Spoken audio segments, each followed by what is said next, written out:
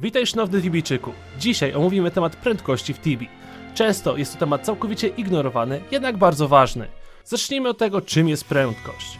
Prędkość jest to wielkość fizyczna opisująca szybkość zmiany położenia ciała względem układu odniesienia. W Tibi prędkość oznacza, jak szybko pokonujemy kolejne kratki i co za tym idzie, jak szybko wykonywana jest animacja chodzenia. Wydawałoby się, że im większa wartość, to szybciej się poruszamy. Niby tak, jednak to nie do końca działa w ten sposób. Warto dodać, że na prędkość wpływają różne czynniki, takie jak poziom, przedmioty, czary oraz rodzaj podłoża, po którym się poruszamy. Dawniej co poziom dostawaliśmy 2 punkty prędkości, które od razu nas przyspieszały. Jednak obecnie, mimo że co poziom dostajemy 1 punkt speeda, to wcale nie biegamy szybciej. Dzieje się tak, ponieważ prędkość postaci jest zwiększona wraz z przekroczeniem progów prędkości. Nie ma oficjalnej informacji, co ile wchodzi w następny próg, a przy patrzeniu na zwiększenie speeda trzeba wziąć pod uwagę rodzaj podłogi, po którym biegniemy. Dla wyjaśnienia weźmy pod uwagę najczęściej występujące powierzchnie w Tibi, czyli te w miastach oraz w depot. Uznajmy, że jest to powierzchnia, która ma normalne tarcie, przez co nie spowalnia nas w ogóle. Powiedzmy, że ma wartość 100. Im większe tarcie, tym wolniej się poruszamy. Nasza postać na pierwszym poziomie posiada 110 punktów wartości speed i to jest właśnie pierwszy próg prędkości. Teraz, wbijając kolejne poziomy, dalej będziemy się poruszać z tą samą prędkością, nawet na 10 levelu, mimo że wartość speed rośnie z każdym poziomem.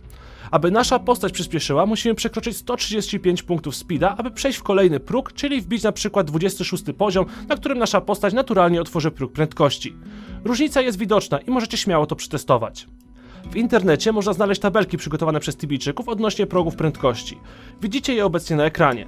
Wartości w nich różnią się w niektórych miejscach, jednak jest to bardzo mała różnica. Mimo to miejcie na uwadze, że te progi mogą się nieznacznie różnić. Do omówienia wybiorę tabelkę z Tibia Wikia. Ogólnie mamy tu przedstawione różnego rodzaju podłogi oraz wartości tarcia dla każdej z nich. Po lewej stronie mamy kolejne progi Speed Boosta, a po prawej wartości Speeda potrzebne do przejścia Speed Capu na konkretnych podłogach. Skupmy się jednak na pierwszej kolumnie, czyli dla progu Speed Boosta dla najpopularniejszych podłóg o, jak to wcześniej nazwaliśmy, normalnym tarciu równym 100. Pierwszy próg to podstawowa prędkość każdej postaci na pierwszym levelu, która wynosi 110. I z tą prędkością po normalnych kafelkach poruszać się będziemy aż do przekroczenia 135 punktów speeda. Następne progi to 170, 220, 320 oraz 592 punkty speeda. Są to progi bardzo łatwe do przebicia, nawet nie ze względu na poziom, ale na bardzo małą różnicę w wartościach. Dzięki temu łatwiej przekroczyć ten próg, wspomagając się ekwipunkiem bądź czarami. Warto mieć na uwadze właśnie sam fakt, że czasem nawet używając Boots of Haste czy Utani Hura, wcale on nas nie przyspieszy, mimo że wartość speed zostanie zwiększona. Za to 8 poziom posiadający 117 punktów prędkości po założeniu bochów będzie miał 137 speeda, czyli wkroczy na drugi próg. W ostatnim rzędzie nie ma przypisanej wartości, jednak tam również istnieje próg i wynosi on około 1400 speeda. Wartości dokładnej nie znam, ale jako ciekawostkę powiem, że na bibliotece znajduje się podłoga, która ma mniejszy tarć niż standardowe podłoże w mieście i na tym właśnie podłożu przy wartości 1258 wchodzi kolejny speed breakpoint. Na tamtej podłodze z Utani Tempo Hur przechodzę na kolejny próg, jednak na podłożu o tarciu 100, czyli w mieście, mimo Utani Tempo Hura posiadam ponad 1300 speeda i jednak wciąż nie biegam szybciej. Tak więc około 1400 speeda wejdzie 7 próg prędkości dla standardowej podłogi z tarciem 100. Czy jest więcej progów? Tego nie wiem. Słyszałem, że niby jest jeszcze jeden, ale nie wiem, czy to prawda i czy to w ogóle możliwe. Być może ostatni próg to prędkość Game Mastera. No i tak to wygląda, jeśli chodzi o prędkość. Warto sobie to sprawdzić i ewentualnie zdecydować, czy nie jesteśmy blisko kolejnego progu prędkości i czy warto w ogóle brać go pod uwagę, dobierając przedmioty do ekwipunku. W moim przypadku na 590 levelu mam 699 bazowej wartości speed.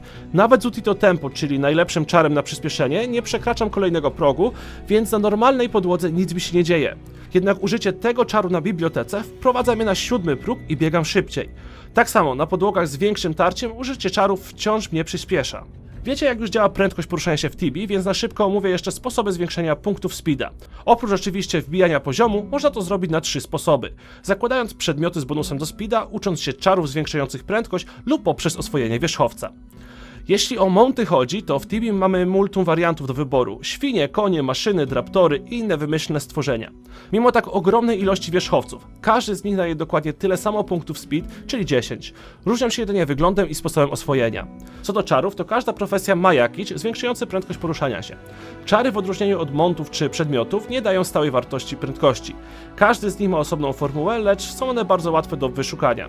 Zwykły haste, czyli Utani Hur, dostępny jest dla każdej profesji i lekko zwiększa prędkość poruszania się.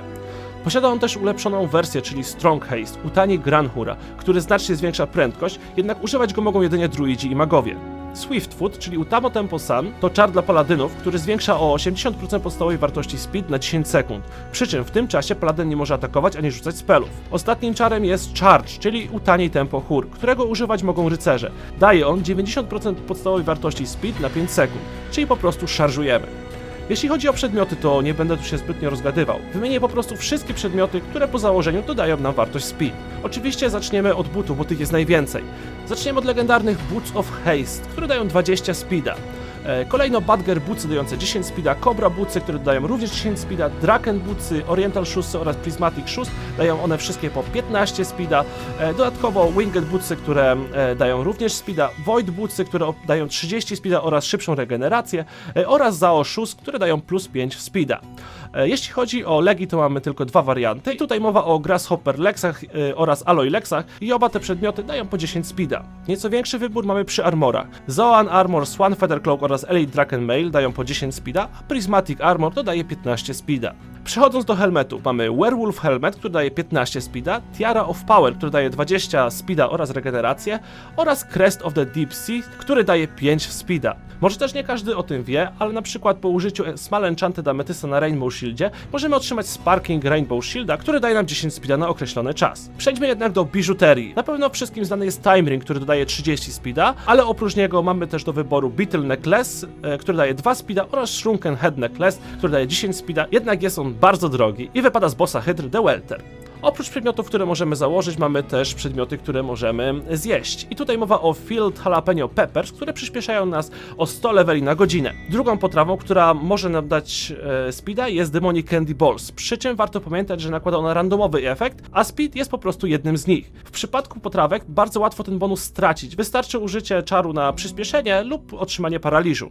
I to by było na tyle. Na koniec dodam, że czasem też warto używać map clicka, żeby szybciej dotrzeć na miejsce docelowe. Gra wyznacza wtedy najszybszą możliwą trasę i ignoruje opóźnienia naciśnięcia klawiszy. Mam nadzieję, że materiał Ci pomógł i do zobaczenia na tibijskich szlakach. Szerokości!